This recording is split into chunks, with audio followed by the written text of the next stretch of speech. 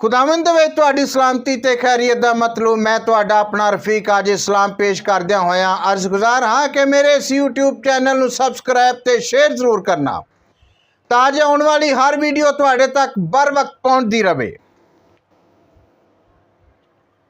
ते अज दी ये कहानी मुल्की सतह ते कौमी सतह ते पाकिस्तान दे सूरमे दे नां है।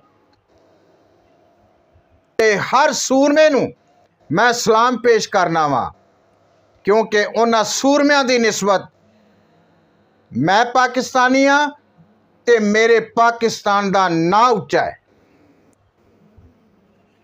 ते अरशद नदीम साहब ये नज़म मैं तुहाडे वास्ते खास लिखी है।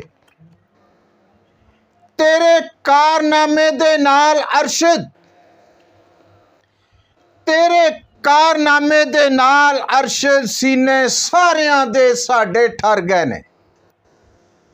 तेरे कारनामे दे नाल अरशद सीने सारियां दे साडे ठर गए ने। पाकिस्तान दे कोने कोने ते बदल रहमतां दे अज वर गए ने। तेरे नेज़े नूं लगदा है इंज अरशद, तेरे नेज़े नूं लगदा है इंज अरशद जिवें लग हवाई पर गए ने।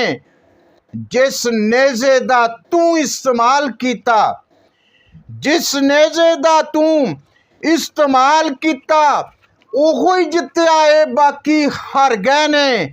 बाजी हार के अपनियां हसरतां दी, बाजी हार के अपनियां हसरतां दी टुर अपने अपने घर गए ने।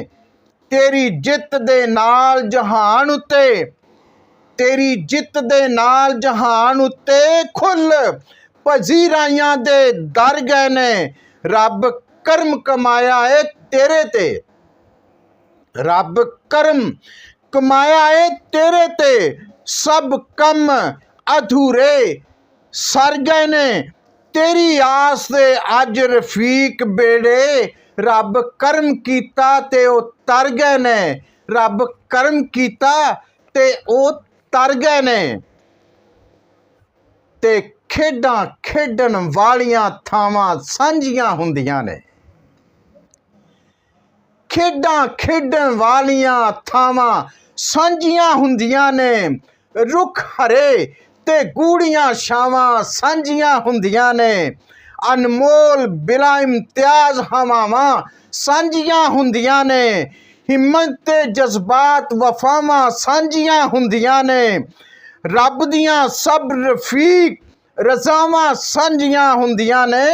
जग ते रूप खुदा दा मावां सांझियां हुंदियां ने। जग ते रूप खुदा दा मावां सांझियां हुंदियां ने। मावां सांझियां हुंदियां ने, मावां सांझियां हुंदियां ने। God bless you.